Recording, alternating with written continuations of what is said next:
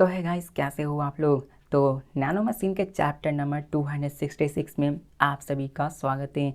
तो चलो शुरू करते हैं। तो जैसा कि अभी तक आपने पिछले एपिसोड में देखा कि कैसे चियोन्यून अपनी एंट्री ले चुका होता है, जिसको देखकर आइस पैलेस वाला बंदा कहता है कि ये बहुत ज़्यादा स्ट्रांग है, इसके सामने हम कुछ नहीं कर सकते क्योंकि ये बंदा एक अलग ही डिफरेंट लेवल पे है, मैं कर ही क्या सकता हूँ। जिसके साथ हमें उसी सुप्रीम सेवर सेट के बंदे को दिखाया जाता है जो कि अपने पपेट्स को आदेश देता कि जाओ उस बंदे को मार डालो, और वो सारे पपेट्स अपने चियोन्यून की तरफ बढ़ने लगते हैं ताकि उसको मारा जा सके। जिसके साथ हमें ये पता चलता है कि वो जितने भी पपेट्स होते हैं वो सारे इवोल्यूशनरी रियलम या फिर उससे ऊपर के ही होते हैं और सभी अपने चियोन्यून पे लगातार अटैक करना शुरू करते हैं। लेकिन यहाँ पे शुरुआत में चियोन्यून उन सब के अटैक को डॉज नहीं करता बल्कि उन सब के अटैक को अपने ऊपर ले रहा होता है। और यहाँ पर ये देखकर अपना चियोन्यून उनके मार्शल आर्ट्स को देखते हुए पता लगाता है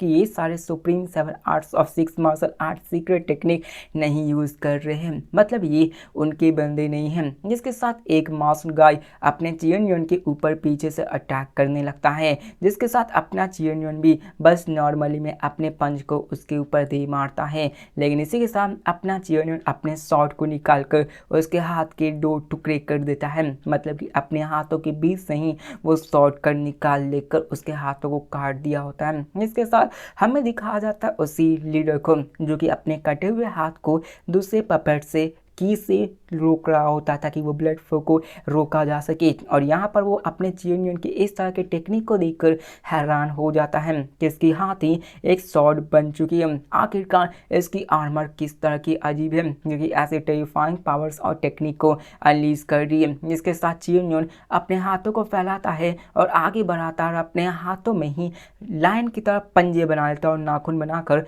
वो उनमें से एक को पकड़कर उसके मांस को तोड़ता है और उसे वहीं पे मार देता है। जिसके साथ वो उसके चेहरे को देखते हुए कहता है कि मैं जानता था कि ये सारे बंदे कंट्रोल किए जा रहे हैं। और यहाँ पर उसे याद आता है कि कैसे डायबुक ने पहले ही बताया था कि इन सारे सुप्रीम हेवनली डेमन के पास एक मास्क भी है जो कि स्टील की बनी हुई थी, जो इनको शुरुआत से ही पहने हुए थे। जिसके साथ वो लीडर फिर से अपने सारे बंदों को कहता कि तुम सब क्या कर रहे हो, जाओ उस पर अटैक करो। जिसके साथ वो सारे पपेट्स अपने चियोन्यून पे फिर से अटैक कर देते हैं, जिसको देखकर चियोन्यून कहता है कि लगता है कि मुझे इनके चेहरे को स्कैन करना होगा, देखना होगा कि क्या इनमें से कोई बंदा सुप्रीम हेवनली डेमन्स में से रहता है या फिर नहीं। जिसके साथ वहाँ पर अपना चियोन्यून उसे कहता है कि चलो इसके सारे डाटा को मिलाओ, देखो कि यह क्या सुप्रीम हेवनली डेमन में से एक है या फिर नहीं। जिसके साथ चियोन्यून पहले उनके अटैक को डॉज करता है और आसमान में जाता है और सारे चेहरे को स्कैन करता है। लेकिन वहाँ पर वो एक चीज़ तो पक्का जान रहा था कि मैं जैसा सोच रहा हूँ वैसा बिल्कुल ही नहीं है। और यहाँ पर दिखाया जाता कि नैनो भी स्कैन करके बताता है कि मैंने यहाँ पे सबके चेहरे को स्कैन कर लिया है, लेकिन एग्जिस्टिंग डाटाबेस के अंदर इन सब के चेहरे किसी से भी मिल नहीं रहे हैं। जिसको देखकर चियोन्यून कहता है तो मैं देख रहा हूँ कि वो सारे बंदे हैं नहीं। जिसके साथ चियोन्यून अपने मास्क को पहन लेता है और उनके ऊपर अटैक कर देता है। लेकिन इसी के साथ एक मास्क गाय अपने चियोन्यून के ऊपर कुछ थ्रोइंग नाइफ से अटैक करता है, लेकिन अपना चियोन्यून उसको रिफ्लेक्ट नहीं करता, मतलब उसको रोकता वक्ता या फिर उसको ब्लॉक नहीं करता, बल्कि उसको अपने बॉडी अपने आर्मर के ही ऊपर लेकर जाता ताकि यहाँ पर चियोन्यून देख सके कि उसकी आर्मर की ड्यूरेबिलिटी भी कितनी ज़्यादा है। जिसके साथ यहाँ पे चियोन्यून अपने शॉट को निकालते हुए कहता है कि तुम गाइस उन सभी के साथ नहीं है। जिसके साथ अपना चियोन्यून उन सारे नाइफ्स को कंट्रोल करता है और उन कंट्रोलिंग नाइफ से ही उन सबके चीथड़े उड़ा देता है, उन सभी को मार डालता है। जिसके साथ चियोन्यून आयरन मैन की तरह उन सारे डाटाबेस को देखने लगता है और वो कहता है कि काफ़ी ज़्यादा एनोइंग है, लेकिन मैं ये गेस करता हूँ कि मुझे अभी भी इनके मार्शल आर्ट्स को एक एक करके चेक करना होगा, क्या पता इनमें से कोई हेवनली डेमन स्वॉर्ड आर्ट्स को भी यूज़ करता हो। जिसके साथ यहाँ पे चियोन्यून तबाही मचाने लगता है, जिसको देखकर जो ऑर्थोडॉक्स मोरिम अलायंस के बंदे होते हैं वो हैरान हो जाते हैं और अपने मास्टर कहते हैं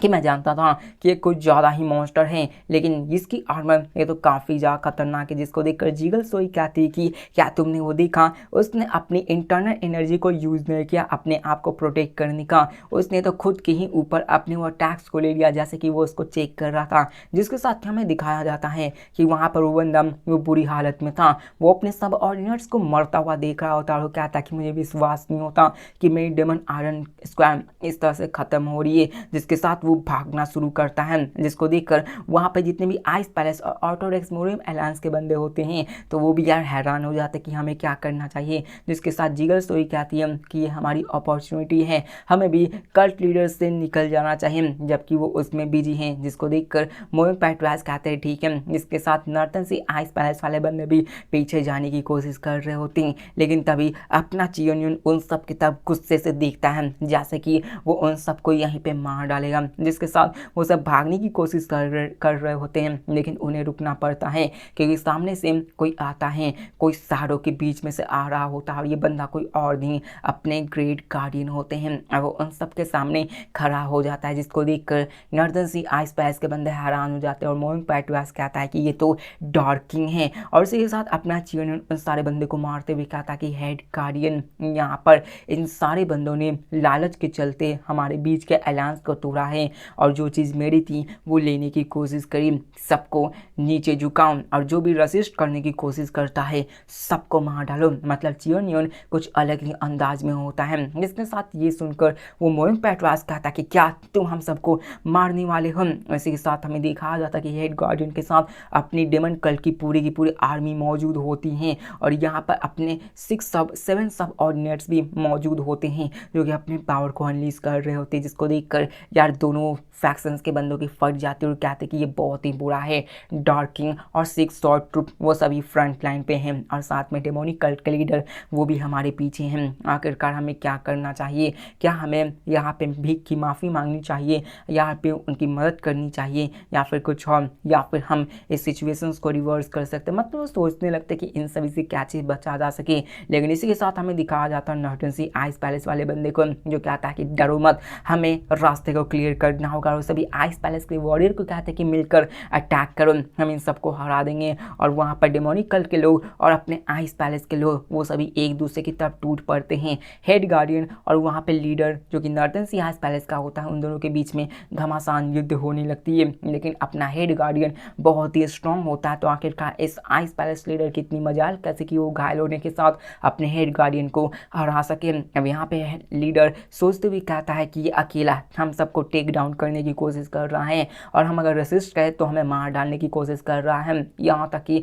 हम 3 मोस्ट पावरफुल फोर्सेज ऑफ जोंगमा भी आ जाए तो वो हमारे टेरिटरी में हमारा क्या ही बिगाड़ सकते हैं। इन्होंने हमें अंडर एस्टिमेट किया तो हमें भी इसका करारा जवाब देना होगा। और सारे के सारे बंदे भी वहाँ पे आइस पैलेस के बंदे थे वो सभी अपने मार्शल आर्ट्स पर अटैक कर देते हैं और यहाँ पे सबको लग रहा होता कि वो डेमोनिक कल के फोर्सेस को हरा सकते हैं। और वो ये सब इतना गुरूर में थे कि यहाँ पर अगर टॉप 5 ग्रेटेस्ट बंदे भी आ जाए तो हम उनका सामना कर सकते हैं और सारे के बंदे चले जाते हैं। इसी के साथ डेमोनिक कल्ट लीडर के बंदे भी वहाँ पर अपने आगे बढ़ने लगते हैं ताकि वो सबको मार सके। जिसके साथ वहाँ पे एक इनएविटेबल बैटल हो जाती है और मोइंग पैटवास बहुत दूर से खड़े खड़े ही देख पा रहे होते हैं और वो सोचने लगते हैं कि हमें क्या करना चाहिए और यहाँ पर ये सब क्या करना चाहिए। जिसके साथ मोइंग पैटवास सोचने लगते हैं कि ये एक एक्चुअली अपॉर्चुनिटी हो सकती है। मैं ये श्योर करूँगा कि मास्टर वो बिजी हो ताकि हम यहाँ से निकल सके। जिसके साथ हमें दिखाया जाता है कि यहाँ पर ये सभी चीज़ें हो रही थी लेकिन तभी हमें दिखाया जाता है कि मोइंग पैटवास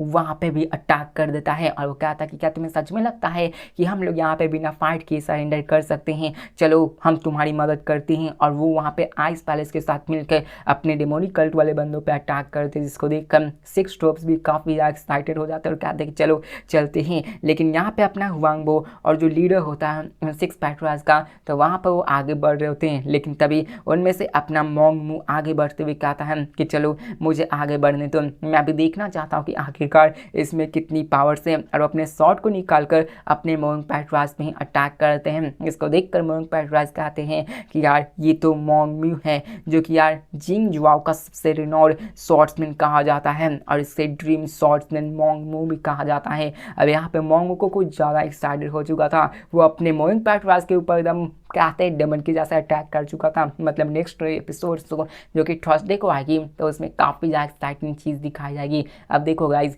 ये सिर्फ वीक में एक बार ही आती है, तो यार जो से मांगा उसको भी सपोर्ट कर दिया करो। तो मिलते हैं नेक्स्ट वीडियो में, तब तक के लिए बाय।